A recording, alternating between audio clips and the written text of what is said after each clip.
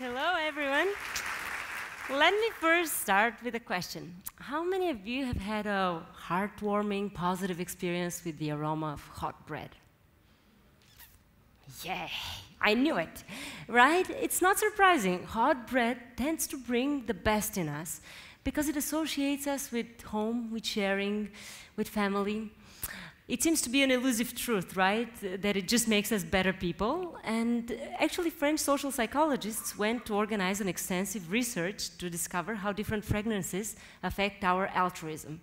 And out of all the different fragrances, like perfume and others that we think are very pleasant, bread tended to be the one that got people to really want to help strangers.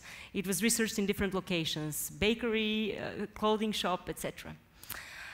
Now, bread is a very powerful sensorial trigger, but it really is a very powerful symbol. And it's a symbol of peace for people across the globe. One would wonder why, and I, as a cultural anthropologist, while doing my PhD at Princeton, started researching foods and arts for social change. And really, bread was the one that's laid at the base of the three main Abrahamic religions, Islam, Christianity, and Judaism. And that's why it tends to always bring in us associations with peace of some sort.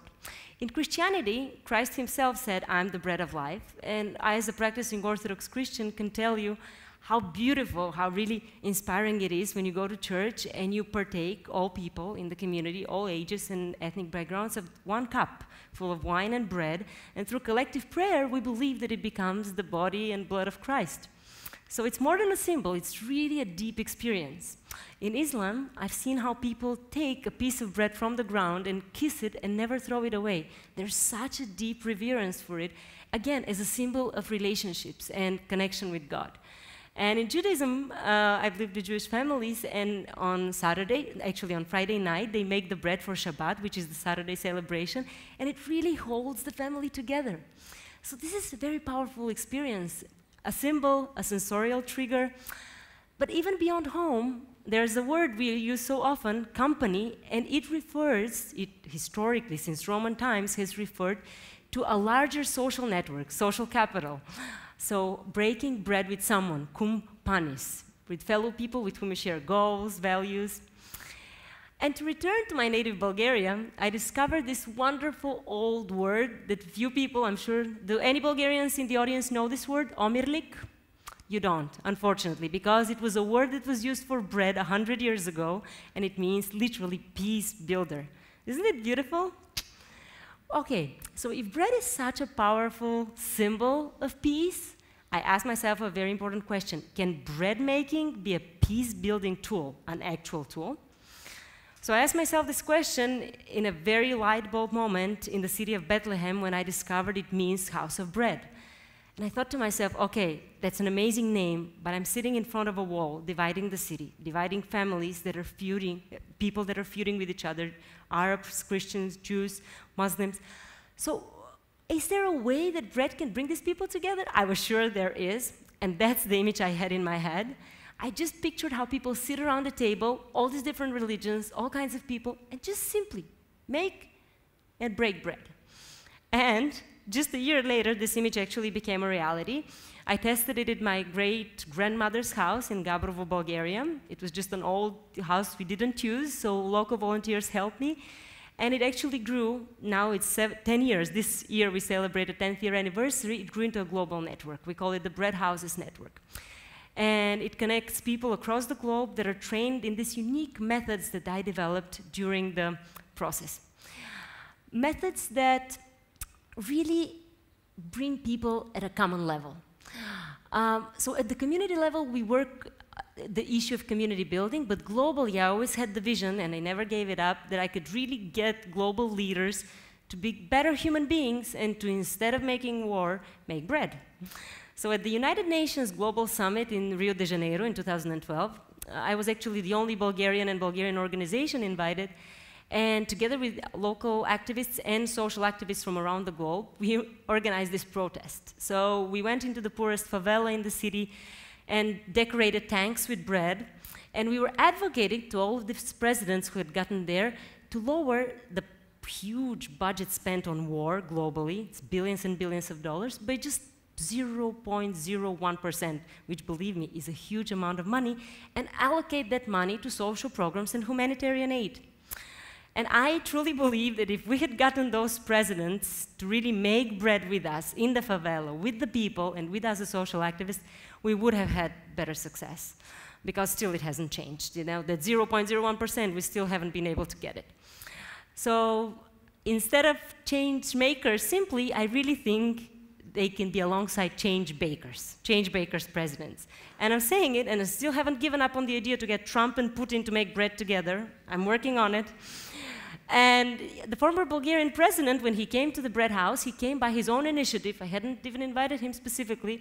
He wanted to see what we do. And when he got there and made bread with people with disabilities, with Roma, with orphans, people for whom he said, I sign up on social policy documents, but I've never touched these people. And for him, it was changing. For him, it was deeply transformative. So one of my goals in life is to get policymakers around the globe to actually make bread with the people that they create policies for and to really feel their hands, to really break bread with them. It makes all the difference in the world.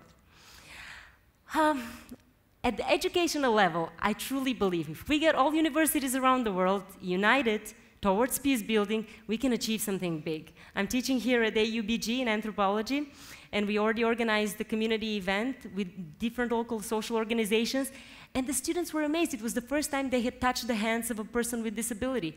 And we'll be able to do more and more. For example, with the refugee crisis around the world, we have to get universities to make bread with the refugees. How would these people otherwise get integrated in our societies if you don't see their faces and you don't know their names, and you only hear about them negative things on the media? Well, I got the university in Turnovo, which is the National Military University of Bulgaria, to also get to regularly knead bread with orphans and elderly people in the city. And it was amazing how the students at the university started discovering their vocation as peace builders, as peace-building forces. That's what they wanted to do. They didn't want to wage war. They wanted to build peace. And in the Sofia Bread House, we regularly have events with refugees precisely for this vision I told you. And we recently had an officer from the European Program on Immigration and Migration, and he said that this really is an experience like nothing else he has seen in Europe, because really making bread with someone immediately makes you feel you're friends with this person. You just cannot seem to have anything against them anymore. You don't even have to talk. So we're hoping to scale this up and spread it to organizations working with refugees around Europe, because genuinely this is the only way to really build friendships and to have what we call social integration. There's one sentence, maybe one word with which I can describe all of this, and it is high touch. Not high tech, because we're way too littered with technologies that do not connect us. They fake connecting us. They disconnect us all the time. You have to be with the people physically, tangibly, and looking each other's eyes, not on the phone. And this method's actually proved to be a very deep kind of therapy. Patch Adams, the one who created humor therapy, gave me the push to test it as a therapy, and I started working with social workers and art therapists, and now globally it is recognized as a therapy. We train a lot of people who come from abroad to us to use these methods. When they Google bread and therapy, that's the first thing that comes up is our website, breadtherapy.net. And the reason why it's therapeutic, you're probably wondering, it's not simply because it's culinary, it's actually much more artistic. So we create bread puppets out of the dough. We bake them. We create whole performances with them on the table. The table becomes a stage, and we draw the props in flour. We also create songs, and we make the music for the songs with only kitchen utensils. So jars full of wheat seeds and plastic bowls. It's really creative, and that's why it gets people to open up. For example, with veteran women coming out of the war in Afghanistan in the United States, with the University of Massachusetts, we created a program to help these women that were with very severe mental disturbances share what they had been through, share their dreams, and the psychologists were amazed that for the first time they really opened up to speak. Otherwise, they were just closed in themselves. Because, again, it touches all the senses. It gets you to connect to home or to your hope of a future home. And all these people that we've trained and use these methods, we came up with this term, crambassadors. We call them crambassadors because they really are ambassadors of peace. Crumb by crumb, at first people might be saying, how does this really work? But once they experience it, everything changes. The network grew very big. It's more than 100 people on 5 continents now, and we call them bakers without borders, like doctors without borders, because these people really go in communities, and some of them travel extensively. Now there's 2 of them who are actually doing a round-the-world trip, and they make bread with all kinds of feuding communities around the globe. That's kind of the numbers we have now. It's hard to calculate the beneficiaries because this more than 100 people and organizations have regular events, but at least 30,000, I would say more than 50,000 people have been engaged in all of these activities around the globe, and they happen every week. And training these people was a big mission of mine, and I thought, okay, there must be an easier way to get them trained instead of them coming to Bulgaria, paying for tickets, all these costs. So I pretty much summarized the methods into a game. It's called the Bakers Without Borders Educational Game, which got the United Nations Award for Intercultural Innovations. And the game teaches not only the methods, but also the social business model behind. So it teaches entrepreneurial skills. And now I'll show you a little bit of the social enterprise model, because I truly believe that's the future. Social businesses will be on the rise. So what we do at the bread houses, we sell services. And with the income from the services, we fund free programs. The services vary from team building, we call it bread building, and it's a very good service. People who come to us say it's the best they've had so far. To educational activities, we teach children values, so we diminish bullying at schools. Their teachers get back to us and tell us, hey, this really works. Kids are not fighting anymore because we put the fighting kids making bread in the same bowl. To career orientation for high school students and university students, to a very interesting event, Bread in the Dark. That's one of our newest creations, where you get blind facilitators with sighted people in 100% darkness. And it's so changing, it's so transformational, because you don't worry what you look like, you don't worry whether people are going to judge what you're going to say. You just knead bread and you talk about life. So all the metaphors, flour, salt, sugar, yeast, you talk about what it means to you in your life, and people just open up. They feel like newborns when they come out of this event. And with these paid services, we found the free programs. And the free programs are ranging with all kinds of groups. There's not just one that we work with. The key to what we do is that we mix these groups, because otherwise they would always stay locked and isolated in their communities. The people with disabilities would stay in their daycare centers, the orphans in the orphanage or in the foster home, the elderly people would always be in their hospice, the Roma would always be in their ghetto community, the refugees in their camp, and you would never see these people. And if you get them all together, it's amazing. You really have to experience it. And you just look around yourself and you say, hey, we're all human. You know, we're all made of the same dough, the human dough. And one of the most recent activities we have is called Solidarity Bread. It's every 3rd Saturday of the month, so any of you can join. And homeless people started coming, making bread, which then is distributed on Sunday in the streets of Sofia to other homeless. And I think that's the key to social empowerment. If you really get the people in need to help other people in need. It's not giving passively. You really have to get the people engaged to do it themselves. And they share it has changed their whole experience, their whole perspective on life. So this is the image of the social centers, bread houses, but we have another type of a bread house that we're also spreading as a social franchise model, and that's the bakery bread house. We opened the first one with my husband, with the money from our wedding. We got about 7,000 lev from all the gifts, and we bought second-hand machines, and we tested it. We wanted to really open up such a bakery, which is very different from any other social bakery around the globe, because we do train and employ people from vulnerable groups, and we sell very healthy bread. But the key is that we also offer the free community events for the whole neighborhood to get together, for people to get to know each other, to cooperate, to solve social issues. And it really becomes a community center, a community hub. So it's 2 in 1.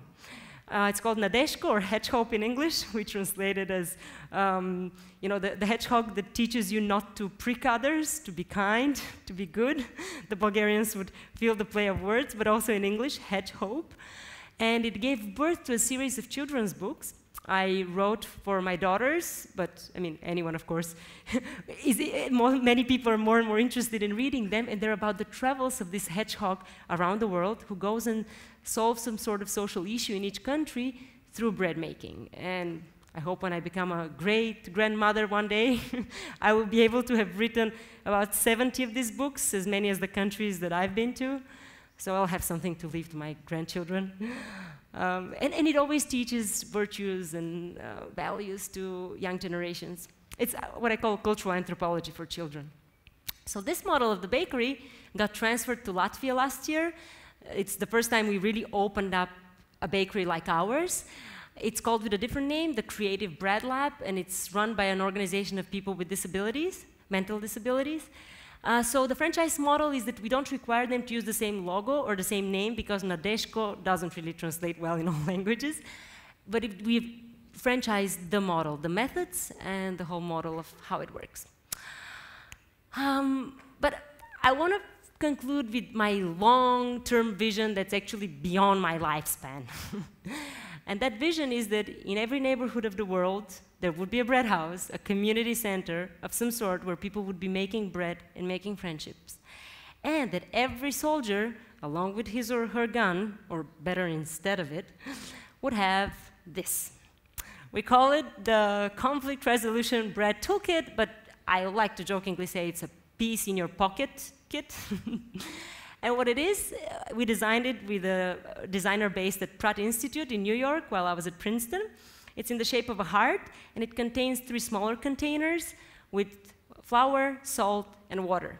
All you need to make bread. You don't need yeast, because most flat breads in the Middle East and in Africa are made with just salt, but you need salt, and it's very symbolic of human relationships. Salt is like the difficulties that really help you appreciate the joyous moments. Salt really makes you thank for things. Just be thankful in life, right? It seems so easy when we say it, but we don't really do it. So what I imagine in my head is a soldier walking down a street, bombed street. He sits on a stone, and he takes this out of his pocket, and he starts mixing the ingredients, and curious children start coming one by one to him. They're not scared anymore, because he's not taking his gun out. He's taking this little piece of dough. The kids start playing, then one mom comes, then another mom comes, then a father comes, and the whole community gets the message. It's a message beyond words, right? You don't need language, because they don't speak each other's language, but they get the message. I'm here to make peace, not to make war. I'm here to make bread with you. It's really powerful. Because, honestly, ultimately, we really are made of the same dough, the human dough. And ultimately, what we all need and need is love. Thank you.